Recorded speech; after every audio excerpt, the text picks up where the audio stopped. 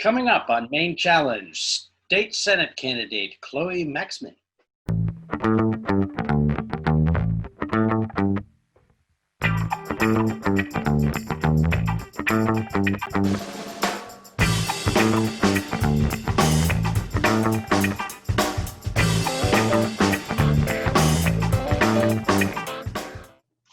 Hello and welcome to Maine Challenge, a production of Lincoln County Indivisible and Lincoln County Television. Our guest today is Chloe Maxmin, a state representative from Noblesboro and a candidate for Senate District 13. And welcome, Chloe. Thank you so much for having me. I have been very impressed with observing from a district a few districts away. Your approach to campaigning is very different from most of those that we've seen. It's sort of an amalgam of campaigning, but even more of community service, of actual community service while you're running your campaign.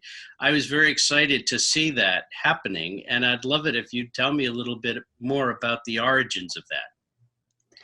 Absolutely. I grew up in Noblesboro, my family's farm, and I've lived here my whole life. And I love Maine. That's really the key thing that people take away after they meet me. My whole life has been about figuring out how to best fight for our state.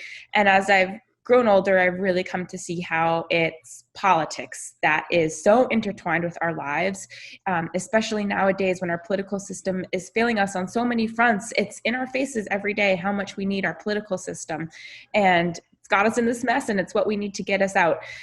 Politics is made up of the people that we elect. The policy is shaped by their perspectives. And so it's really important that we think more critically about our elections.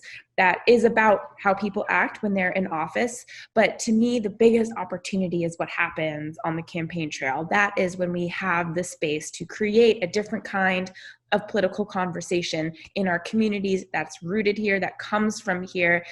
And so for me, part of a new politics has been really rethinking what a campaign can look like. My background is in community organizing and really working with folks who have been impacted by different issues and using our power as members of this community to call on politics to fight for us.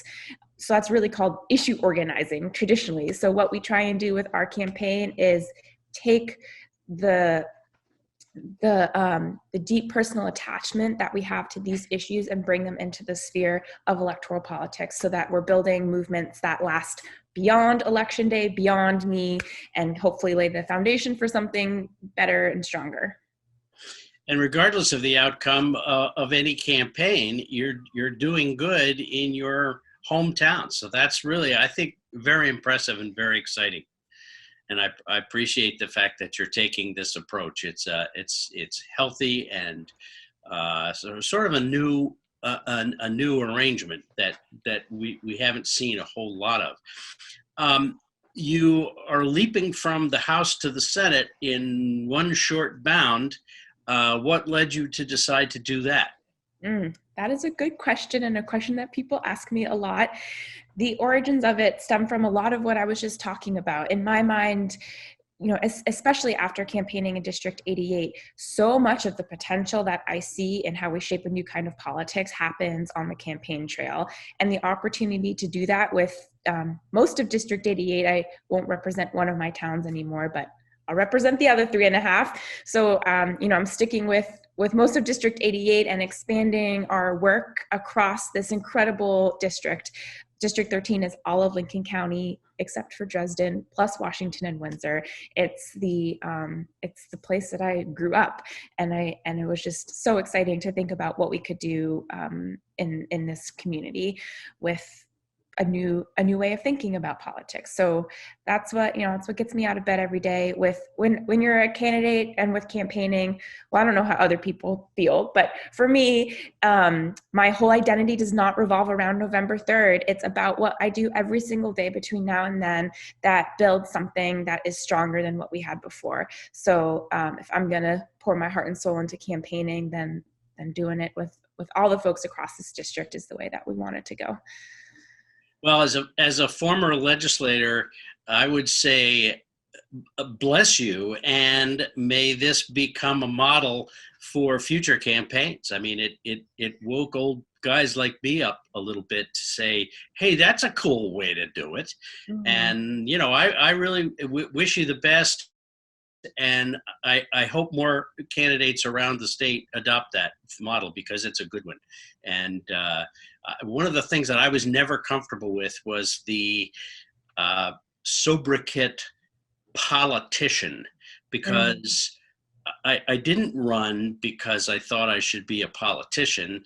I ran because I wanted to make a difference, and I thought it would be a good uh, curve turn in my career before retirement. And I'm glad I did. I served 4 terms, and I enjoyed my time there. I really enjoyed the people on both sides of the aisle.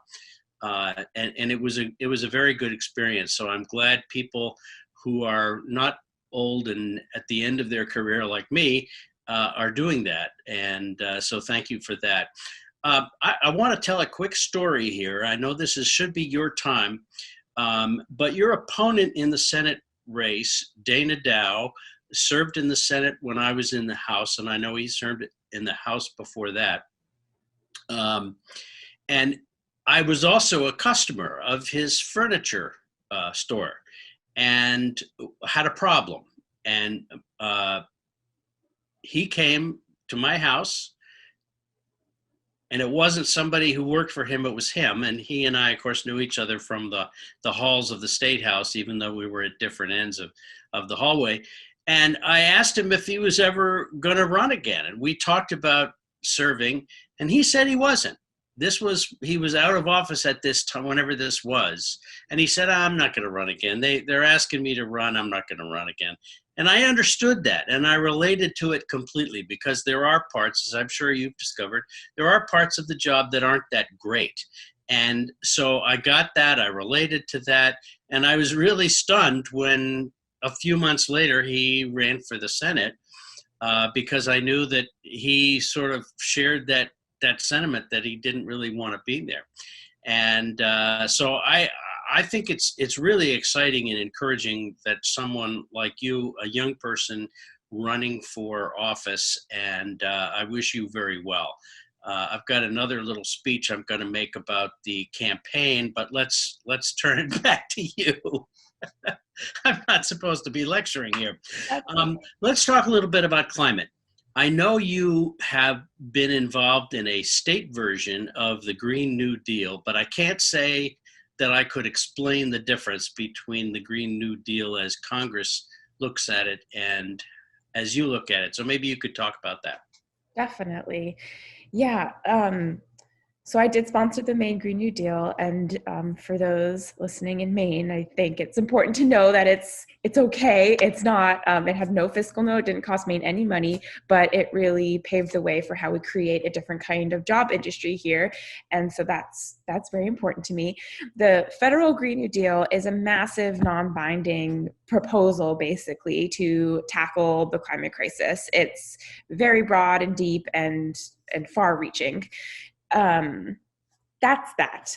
The Maine Green New Deal is targeted legislation that came out of my conversations with constituents in 2018. I never heard people talk about climate change directly, but I constantly heard a need for growing industries here in rural Maine, good jobs, good wages, kind of a sustainability, both in environment and economy, that we feel like we can't really hold on to right now. And so whenever I heard of that, the first thing that I would always say to people is, I really see the renewable energy industry as a way to provide that stability for our state. We're a state that our economy depends on our natural resources. We have to confront the climate crisis to protect Maine. And we can do that in a way that lifts up Mainers in working rural places. So I sponsored a bill, and I called it the Maine Green New Deal, to draw attention to a different way of talking about climate that was really rooted in this, in a rural mindset, in a mindset that was really focused on, is my job going to last? Are there going to be jobs for my children? So it's not as big and scary as people might think, but I think it's when we talk about climate change, we often really focus on numbers and what's going to happen in 2050 and the amount of carbon dioxide in the atmosphere. And all of that is, of course, very real. It's a scientific crisis. But the way that it lands here is very different. Our lived experience of it is so different. And I think it's important that we root our climate work in that kind of lived experience. That's how we make sure that our climate policy is benefiting all Mainers and not leaving anybody behind. So the Green New Deal was originally had 5 different pieces to it, but since it's politics, it got taken apart and redone a little bit. The main thrust of the bill is ensuring that as we transition to renewable energy, that all Mainers are treated equitably and fairly. If we look at what's happening with the fossil fuel industry and our current energy system right now, we see that some communities are impacted more than others. You know, communities that live next to a refinery, an extraction site, a pipeline, they're impacted more than folks who don't. And that is so deeply unjust and unfair. And I don't think we want to create a new energy system that replicates that same kind of injustice. So the bill is trying to say, hey, we need to make sure that our climate policy is fair and equitable. The 2 tangible pieces of policy that came out of the bill were, 1, ensuring that a certain percentage of workers on new electricity generation projects of 2 megawatts or more in Maine come from federal or Maine Department of Labor apprenticeship programs. If there aren't enough apprentices available, it's not a mandate on businesses. But what this does is, I always hear that businesses don't want to come here because there's not enough trained workers. Well, this fixes that problem. And then people are always saying, well, I don't want to get trained because I don't know if there's going to be a job for me here in this industry. It fixes that problem too. So it really creates a pipeline for folks who want to get trained in the renewable energy industry. And then the second part of the bill supports schools as they transition to renewable energy. As we all know, property taxes are a huge, huge burden on our communities. And I don't think that the cost of funding our schools' renewable energy transition to fall onto property taxpayers. So we created a mechanism to take some of the burden off of that. As you speak of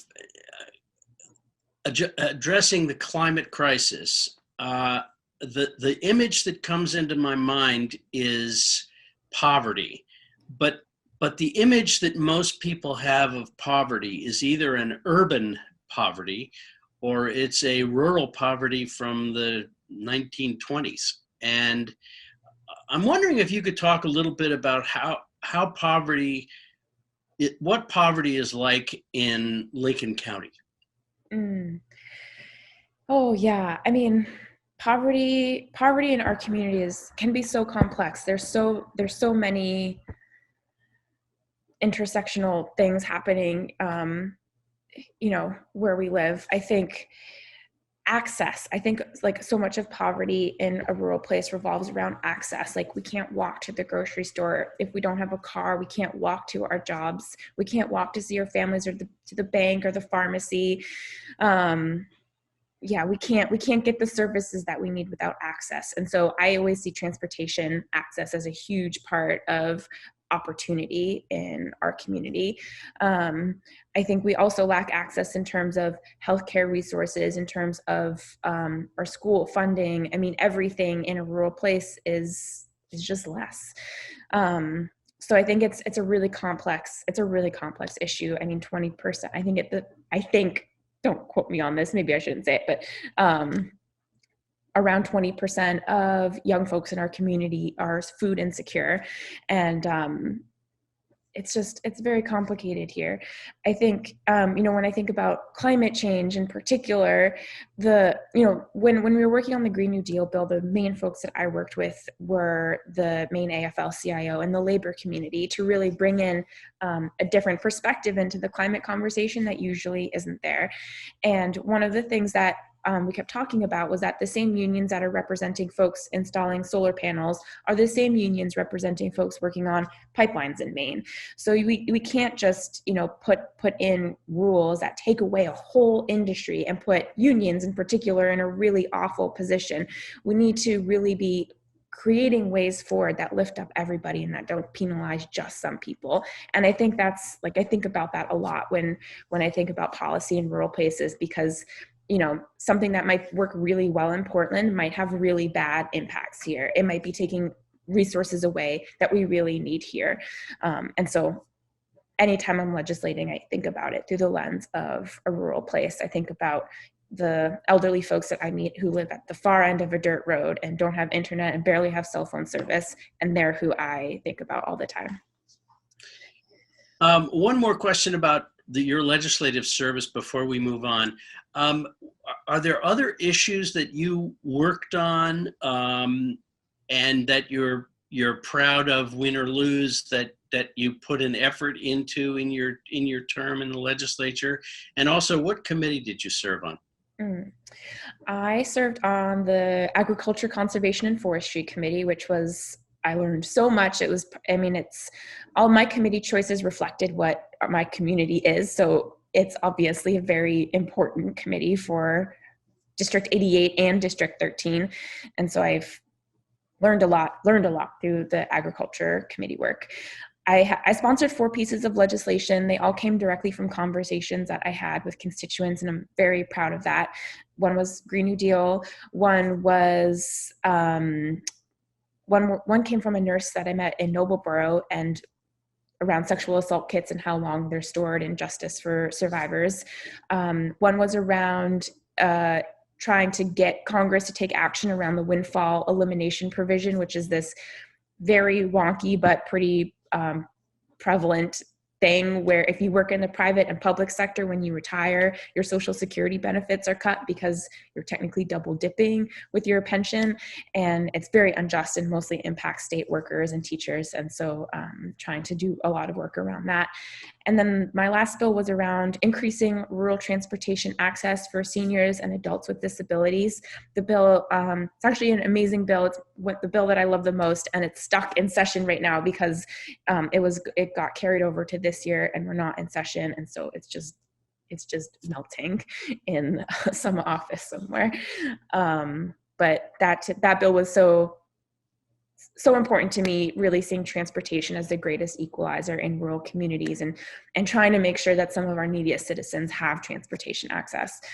The other thing that I'm really proud of is that I committed myself to really representing my community. It was the biggest thing that I heard in 2018. It's the biggest thing that I hear this year. We don't feel represented or heard. So every month since I've gotten elected, except for one, I have hosted Coffee with Chloe, or it's now Ice Cream with Chloe because we are outside, where I provide a space for constituents to come and just talk about what they're thinking about, and for me to ask them questions about bills that we're voting on, and to create that space where they can connect with me in a way that's comfortable and honest and easy.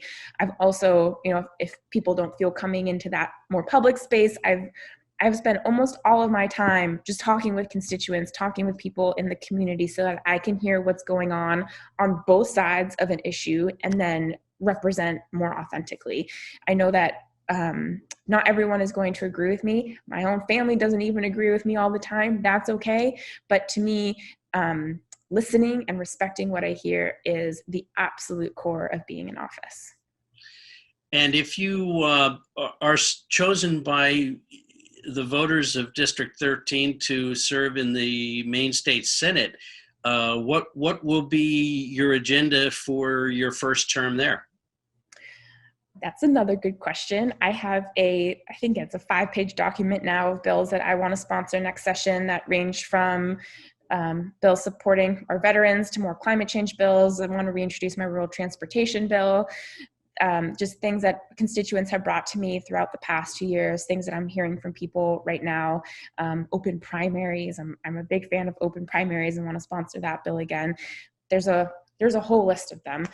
So there's a plethora. I think that there's a couple themes that unite the work that I want to do. The first one is continuing to be as responsive and accountable as I can be in office. I think it's really important that we're setting a new precedent for what we expect of our elected officials, that they are always answering their phone, their email, that they're present, that they're listening. I don't know how anybody can represent if they're not doing that. So I'm going to continue all of that work and keep trying to think about that in different ways. The other big thing that I'm thinking about is resiliency. We are facing a massive budget crisis in Maine. We're in the middle of a pandemic. It's going to be with us for a while. We know that other systemic crises are coming our way, and we have an opportunity to rebuild. So much has been torn down with COVID, and the folks that we elect in November are going to be making big decisions about what our rebuilding looks like. And I think there are massive opportunities to rebuild in a way that makes our local economies so much stronger than they are right now, to support our workers, the folks who have, I mean, our essential workers are the folks who are making the least amount of money, and they've taken on the greatest risk in COVID. And that's just that's so scary to me. That's so unfair. And we have this opportunity to rethink what it looks like to really support each other in our communities. And that's the work I'm really excited about doing next year. Are you in favor of Medicare for all, or some vast improvements in our current healthcare system? And can little old Maine do something to make it better for Maine citizens without the whole country doing it? Yes. So I think the terminology means so much to so many different people right now. So, you know, what I say is that I think that healthcare is a human right. I think that everybody in our community deserves both accessible and affordable healthcare. It's a human rights crisis right now, and again, I think it especially impacts rural communities where our access to resources, to doctors, to what we need is limited, and it's far away. So that's where I stand on that. I do think there's so much that we can do at the state level. There were bills that we worked on last year. There are bills that are unfinished this year that we're doing a lot to really protect Mainers against some of the things that these massive pharmaceutical companies are doing. But there's certainly more that can be done, and it's at the top of my mind all the time. I mean, when we think about what resiliency looks like for our community, and especially in a pandemic, obviously healthcare is at the very top. As you campaign for the Senate, do you feel the need to ask your opponent where he joins President Trump on issues and where he would repudiate President Trump? In other words, I don't expect you to answer for Senator Dow, but do you think he supports kids in cages? And if he doesn't, would he speak up about it? I don't know. That would be a good question for him.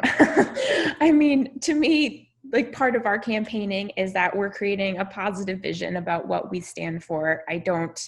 Senator Dow is running his campaign. I'll never say anything bad about him. I don't believe in that kind of campaigning. I'll just stand up for what we believe in and what we're fighting for. So yeah, I don't know what he would say. Someone can. Well, that's all good, but I think the voters deserve to know, not just in your Senate district, but in all the Senate districts. And I guess you could extend this to the House district as well.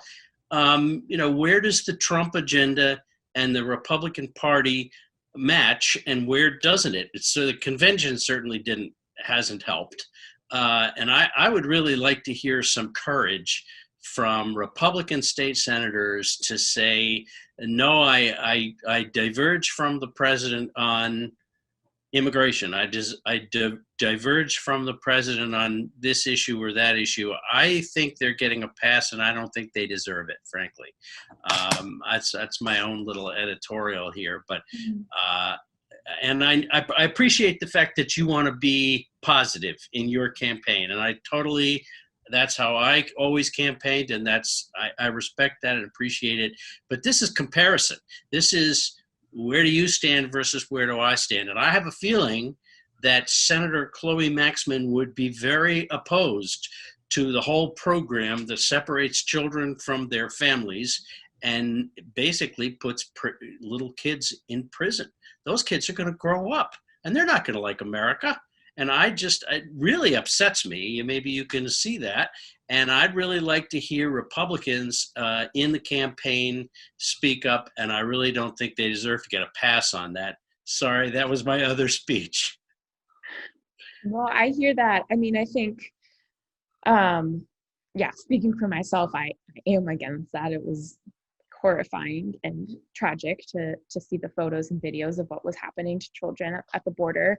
Um, I think, yeah, I believe in candidate accountability and elected official accountability. I think these questions and hard questions should be asked of people running for office. I just don't want to answer for him.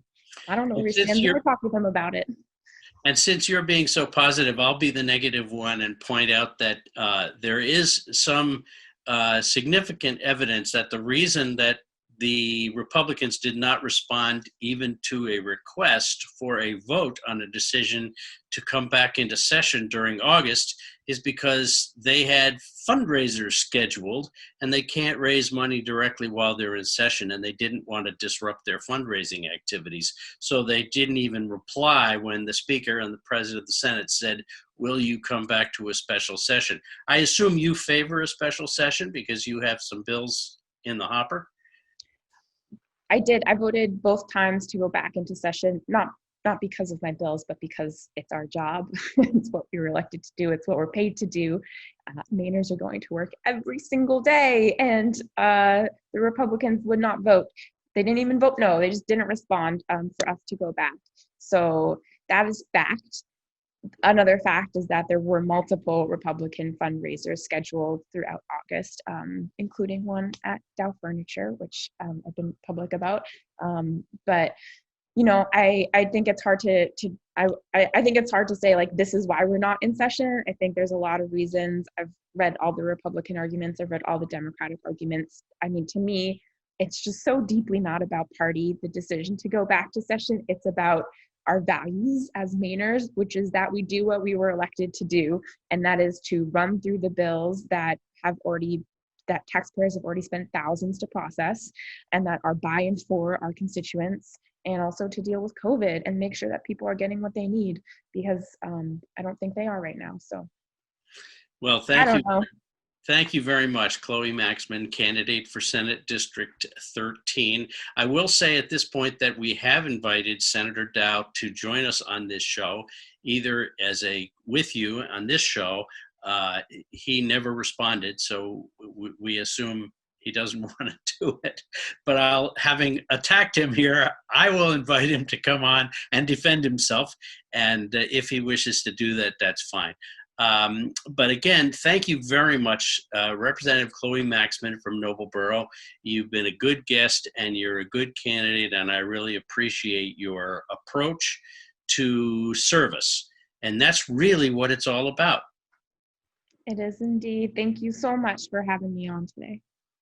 Well, thank you. And thanks to all the viewers who joined us today.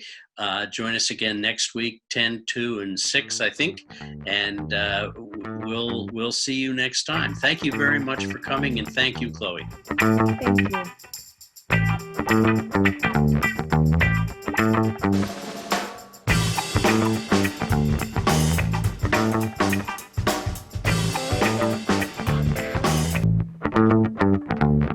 Show your support for Maine Challenge and LCTV's programming. We're all about community. Please go to lctv.org to make a contribution. Your support makes us stronger together.